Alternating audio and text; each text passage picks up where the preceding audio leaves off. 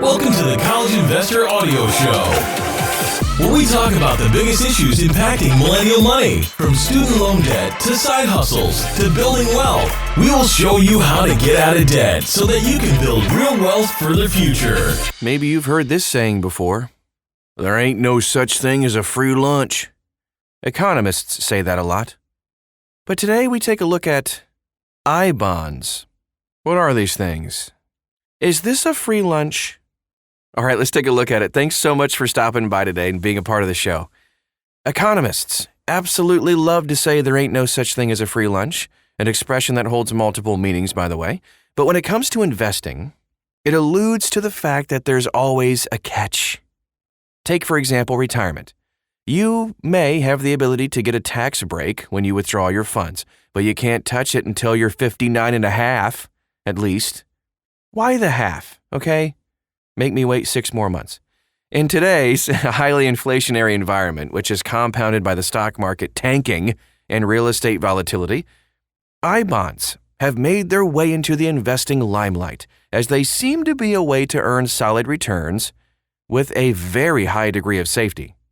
Even if experts are touting I-bonds as a hot new investment vehicle, like all investments, I-bonds do carry risks and rewards. Here's what you need to know. Oh, there's always a catch. First of all, what is an I-bond? I-bonds are a form of savings bond offered by the U.S. Department of Treasury. When you buy an I-bond, you're investing in debt owed by the U.S. federal government.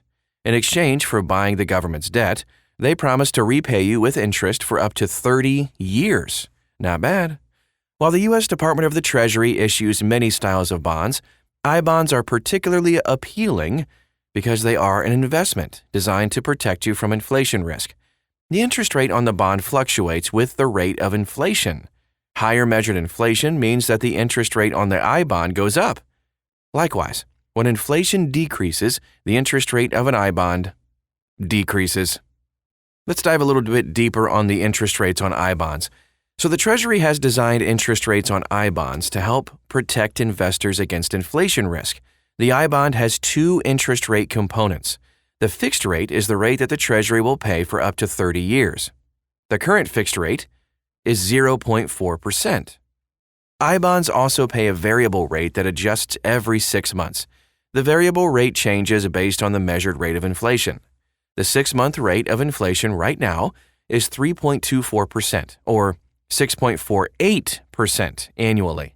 Adding together the fixed rate, 0.4, the variable rate, 6.48 on an annualized basis, and the effect of semi-annual compounding, the current interest rate on an I-bond is 6.89%. Not too shabby. But of course, your I-bonds aren't going to pay out 6.89% for the next 30 years. This rate will adjust every 6 months and will generally keep pace with inflation. Now let's take a look at some of the rules for investing in I-bonds. With I-bond interest rates hovering around 6.89%, these bonds look incredibly appealing, especially for how safe they are. However, there are some limits to investing in I-bonds. Here are some to consider. A limit in how much you can buy, $10,000 per person per year. The easiest way to buy I-bonds is through Treasury Direct. You can set up a fund and fund an account directly on the site. And when you do this, you can buy up to $10,000 in bonds per person per year. Also, there's a $25 investment minimum, which means you need to buy at least $25 in I-bonds at a time. All U.S. citizens and legal entities can buy bonds. You can even set up a custodial account on Treasury Direct if you want to buy bonds on behalf of your kids. Up to $5,000 per year in bonds bought through your tax refund. So, paper savings bonds are bonds purchased using the proceeds of your refund. To buy paper savings bonds, you use IRS Form 8888 to specify how much of your refund should go to savings bonds. You can buy up to $5,000 in I-bonds each year using your tax refund. Must hold funds for at least a year. Money invested in I-bonds is locked up for a minimum of 12 months from when you buy it. It's not easily liquid at first, but after a year, the money is easily accessible. You could even use I-bonds as a part of your emergency fund. After the 12-month lockup, Your I bonds can be sold at any time. If you sell them before holding them for 5 years, you will forfeit 3 months' worth of interest. Keep that in mind. Pros and cons of I bonds. Okay, so the pros are, it's high rate right now, my goodness. With negative returns in the stock market and real estate market, the guaranteed 6.89% yield on I bonds is quite appealing in today's inflationary environment. No risk of loss to inflation. Whether inflation increases or decreases, your I bond investment will keep pace with inflation. And the money is separated from other investment accounts. Treasury Direct accounts are separated from other accounts by a difficult-to-permeate barrier. You have to be very intentional about putting money in and taking it out. This can help you avoid emergency vacations and instead keep your emergency funds completely separate from the rest of your money. And some of the cons, of course. Your cash is locked up for a year. You can't access your investment until 1 year has passed. If you don't have any extra cash, you won't want it at Treasury Direct. You forfeit 3 months of interest when you withdraw your funds. You can withdraw money from your Treasury Direct account after 1 year of investing, but when you withdraw before a 5-year minimum, you'll forego the last 3 months of interest accrued.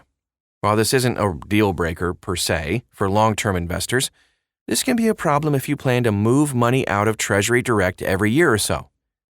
No chance of beating inflation. While you'll never lose ground to inflation, you'll also never beat inflation with I bonds. I bonds are a great part of a safe and secure part of your investment portfolio. For long-run growth, you'll need to consider assets with more growth potential, like stocks. How can I buy I bonds? All right, so first of all, you can buy I bonds in 2 ways, actually. First, you can buy up to $10,000 in I bonds each year through Treasury Direct. It's what we've talked about a lot. You can set up an account using your Social Security number, name, address, and other details. Once approved, you can transfer money into your Treasury Direct account and buy I bonds. For further instructions, follow the instructions on Treasury Direct. Buying paper I bonds with your tax return is a little bit more complex. To do it, you need to complete IRS Form 8888, and this form allows you to allocate up to $5,000 in refund money to savings bonds. Are I bonds right for me? The ultimate question. Only you can decide whether I bonds have a place in your portfolio. The current yields may make them attractive, but if you're a growth-oriented investor, I bonds may not fit your portfolio right now. However, I bonds can serve as a good cash cushion and a way to protect you from investment volatility. In the long run, you need a diverse range of assets to make your investment portfolio. This approach will help you succeed in every market environment. You can choose whether the inflation protection offered by I bonds makes sense given all of your other investment goals and priorities. That is our show for today, a quick introduction to the world of I bonds. We hope it was helpful to you, got your wheels spinning a little bit on maybe making this a part of your investment portfolio. We shall see. If you want to find out more, look at Treasury Direct and all the links we talked about today. It's inside this article. Just copy and paste the title of the podcast right into the search bar at thecollegeinvestor.com. Follow us on social media. We are everywhere. Wherever you are, it's where we are too. Just search for The College Investor. You'll find us. Thanks so much for stopping by today. We'll talk to you again real soon.